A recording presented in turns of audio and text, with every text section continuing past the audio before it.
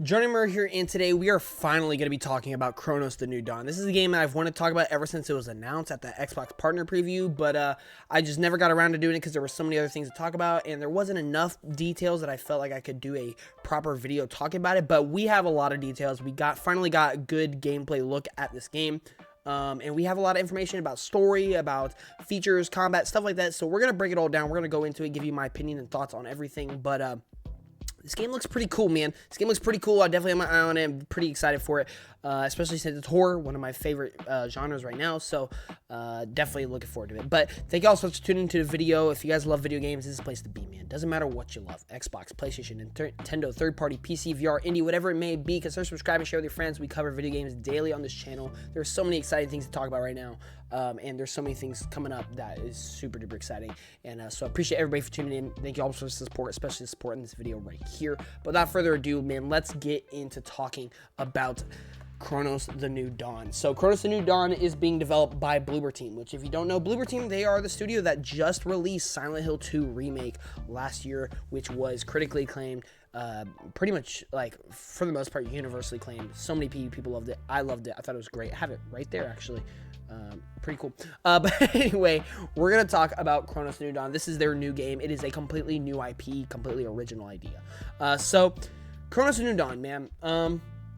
So we're kind of going to break down, like, what it is, right? So Cronos: New Dawn, inspired by The Thing, Dead Space, and Dark Souls, are the three things that they have listed here, which I think is really interesting. The Thing is, you know, for people who don't know what it is, it's basically like a creature, and it's just a super mysterious, like, kind of like horror thing, that just, I don't know, it's just a really interesting character. I don't really know the Thing all that well, but, like, that's kind of like the premise from what I understand. Dead Space, we all know and love Dead Space. Probably or outside of Alan Wake 2, my favorite horror game.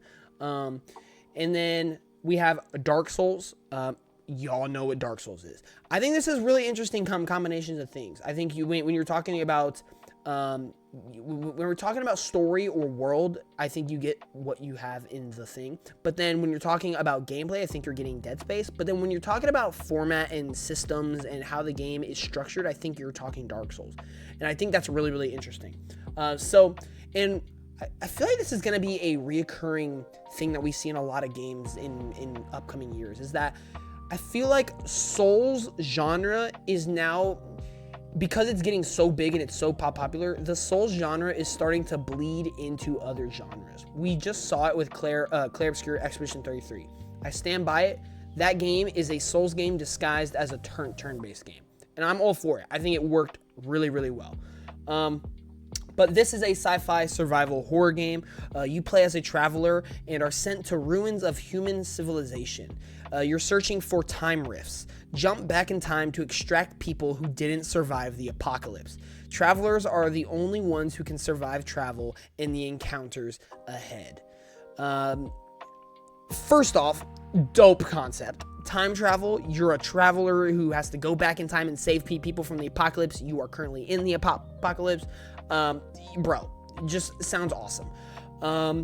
They are not normal soldiers, the travelers. So I'm assuming they're, like, super enhanced. They are, like, I don't know, just these absolute, like, beasts. And I'm really curious to learn more about, you know, the main character and stuff like that. This is an alternative history that split in the 80s via an apocalyptic event called The Change. So what this means is, it's basically taking the idea of, what if from the 80s forward, the world was completely different, because in the 80s, an apocalyptic event took place called the Change. So in this world, it's basically assuming that there were no 90s, there were no 2000s, there was no 2010s, there were no 2020s, because it's taking history from up until that point, and then it's creating an alternate timeline. Like, what if this happened in our world, and this is what it looks like? I feel like this is common sense. Everybody understands, but for people who, you know, don't follow stories like that, you know, the wording of this is an alternative history that split in the 80s, you might not understand exactly what that means. So hopefully that explanation kind of helped a little bit. The creatures in this game are called, which is crazy, the creatures are called the Orphans, because they are what's left of humanity. Wow. Wow. You know, the more you read and the more you hear this game, it's like, yo, Bloober team, man, they're crazy. This team just loves wacky and crazy, man. They made the medium at the beginning of the generation. I think that is a really good game.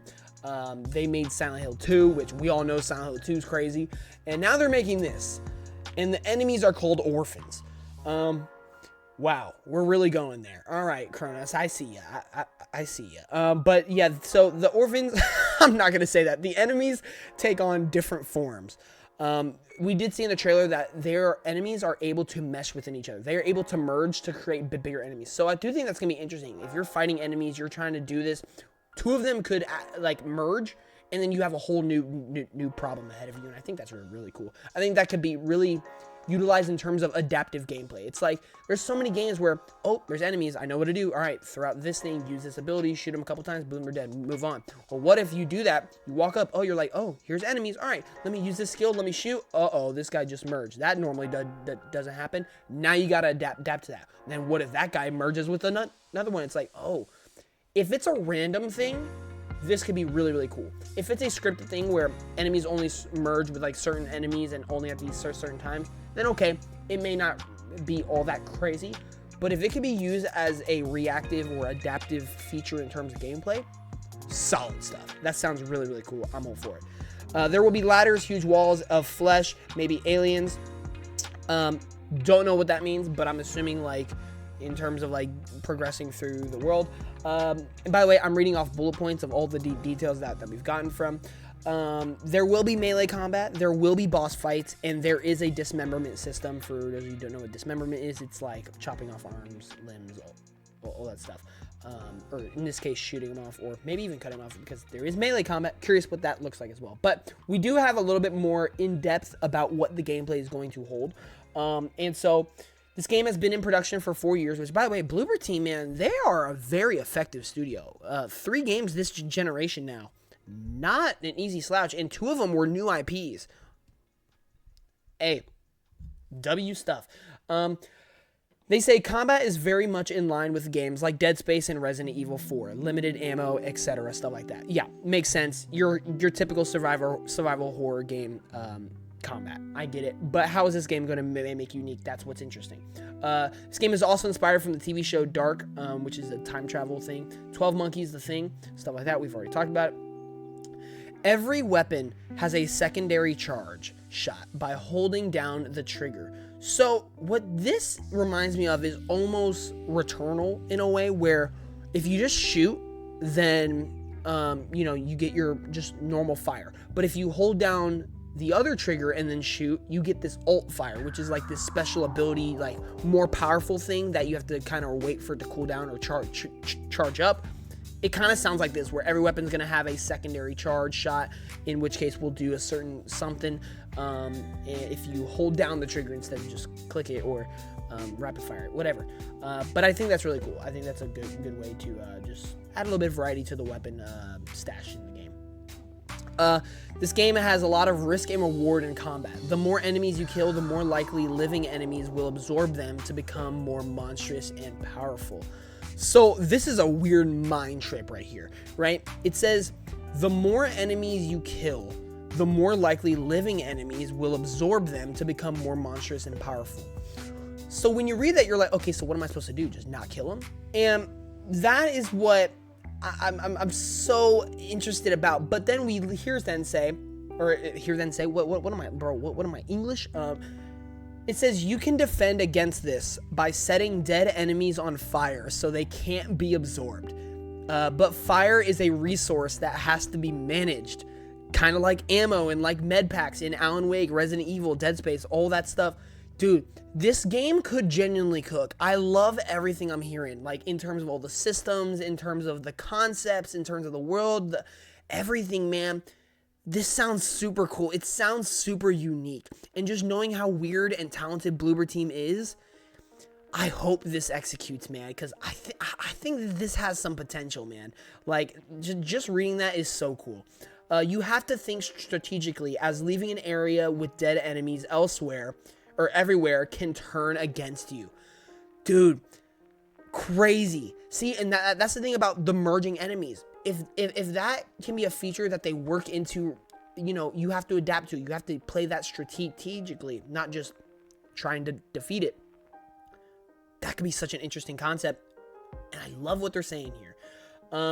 Crafting system. The same resources you need to craft healing items are also used for ammo, so like crafting makes sense. Level design is akin to something like Resident Evil 4. Some mini hub like areas, looping levels to navigate, NPCs with information, etc. It's your pretty typical survival horror game, but a little bit more exploration than normal, kind of like Resident Evil 4. The setting is, if I pronounce this right, Navahuta. Navahuta. Translated into New Steelworks District. Heavy inspiration from Krakow, whatever that is, Krakow, Poland, during communist era merged with sci-fi. Don't know what any of this means, but I'm just letting you know what it means. So if you understand that, boom, perfect. There you go, lore. All right. Bloober, excited. It's a new IP. Hope it's successful and takes off as a new franchise. Look, I'm going to just say it. A lot of times when studios and companies say that, where they're excited for a new IP and they hope it's successful so they can take it to a new franchise, that means they really like this concept. That means they really like what they're doing here. And for me, for somebody who loves the gaming industry, it's my home in a certain way. I'm all about studios and developers doing what they want and following their passions and getting creative with it, not being held back by any restrictions. If this is what they want to do, if this is something they're putting their heart and passion into, if this is what they want to succeed, then I hope it does. I hope it does, because when your heart's behind something, it usually ends up winning. And that's what's so exciting about this game. Everything we just talked about in this video excites me. I love everything I've read. This game will be a little bit challenging, they've said. This game will, you know, like I said, it kind of follows Dark Souls in a way. And I think that's okay. Separate itself from everything else. Make it your own thing. Do what you do best, Bloober Team. And I'm super duper excited to see what Bloober Team has in store for Cronos the New Dawn. Let me know in the comments, what do you guys think about this game? Hey, I'd love to talk about it. But anyway, thank you all so much for watching. I'll see you in the next one. Johnny Moore out. Peace.